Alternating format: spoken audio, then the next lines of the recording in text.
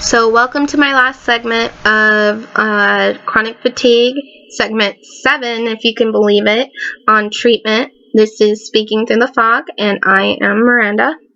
I am extremely desperate to get through this because I feel like I'm not very knowledgeable in this section.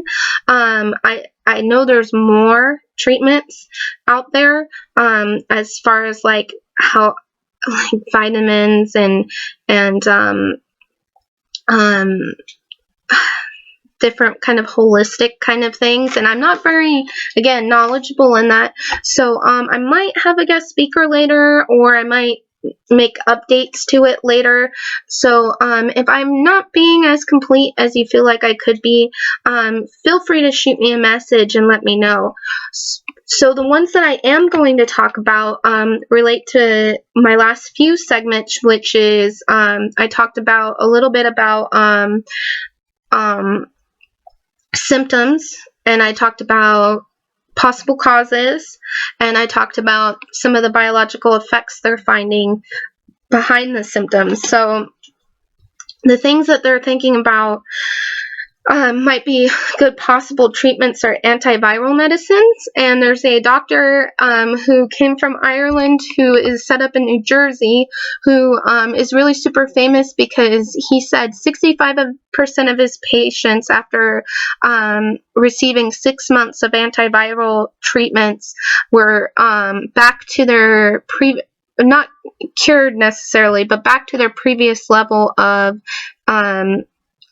health before onset with his treatment. And he's actually been approved by insurance companies for this treatment, which is amazing. So antiviral treatment is an option, although through my research it kind of looks like if you've had it for more than 3 years, antivirals aren't going to work for you.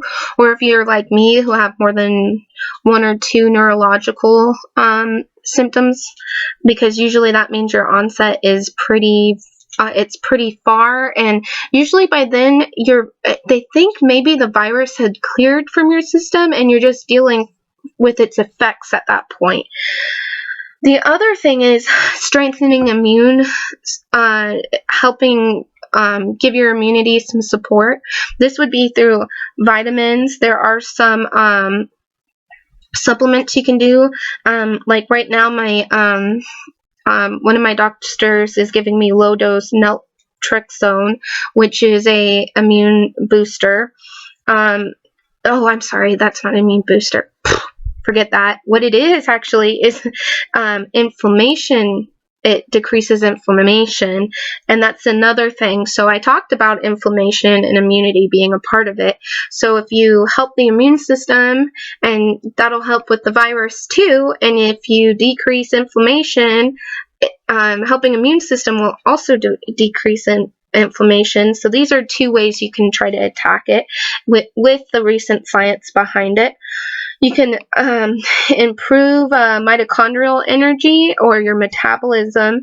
I'm getting some magnesium, creatine, and cortisol, actually. So, like I said, that doctor is the functional integrative doctor. That's what I was looking for earlier, functional. He is really in tune with the more recent studies.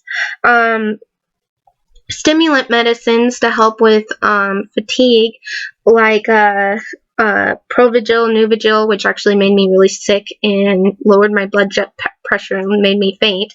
Ritalin, and I'm not on Ritalin, I am on Adderall, or treat your orthostatic low blood pressure with, there's plenty of different medicines that can help with that. Also drinking more water and things like that. So there are a lot of treatment options now. The other thing that they're kind of thinking about is, and I wondered about this at one point, AIDS treatments, so antiretroviral treatments. If they they're kind of reticent about doing a clinical trial about this because they make people so sick. But they're thinking maybe later term patients can do this. The other option, of course, like I said, is medicine. They talk about meditation, improving your fatigue coping skills. So if you're tired, sit down. That's where the CPET tests come in. You get a heart rate monitor. When your heart rate goes above a certain point, you sit down. Relax, don't stress as much, get your sleep schedule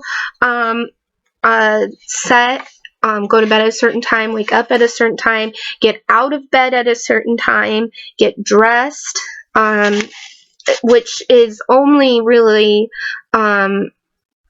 easy to apply to people who are able to do that, because there are people who are too far gone to do that, which is super unfortunate. But if you can do that. The other thing is candida yeast infections, curing those. Once you get rid of that, it helps you absorb those supplements that you're not able to get. You're no longer malnourished, which helps with your general well-being, and helps you fight the infection you already have. The other thing is having a good doctor, and finding a good doctor is actually the biggest problem with people with chronic fatigue. Getting somebody who believes you, who stays up to date with recent research, who is willing to treat it as a disease. And also, right now, all they really have is what is it called? Reactive treatment, which means they can only treat the symptoms of chronic fatigue syndrome. They can't treat the cause as of now. So because of this, having a doctor who, if you are at the point you're getting infections, is willing to try to look at all your different organs, look at all your different systems, look at all your different problem areas to make sure you're not getting infections, checking in to make sure that you're mentally doing okay, your stress is okay, how much you're getting up and doing things, and who's, willing to prescribe you what you need to stay comfortable is very, very important to chronic fatigue syndrome. So, unfortunately, I wish I could give you the magic treatment, the fairy godmother with the wand who will make you 100% better and out there and working in the world like you were before. But I can't. But I can say that with all of this recent research and what they're finding, and also the research that they're planning to do in the future, because they are actually starting to get funding into it, we're going to start battling this, and hopefully it'll be like HIV, and people might never get rid of it, but at least we can live with it and live a full life with it, and maybe be a little bit more careful than other people, but still live a fulfilling life with it.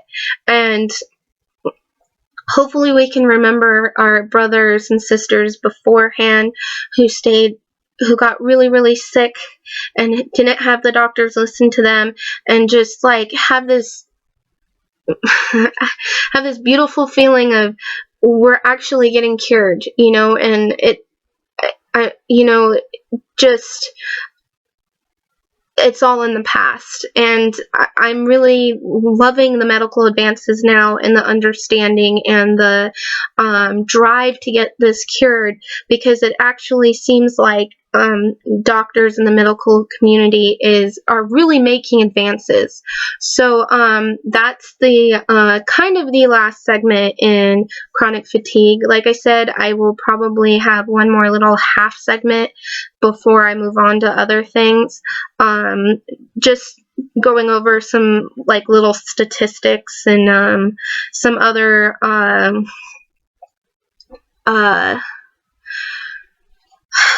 information I wasn't able to fit into the episodes. One thing I do have to say, because I do have a little bit of time, is that there is no prognosis. That's why I don't have a prognosis section.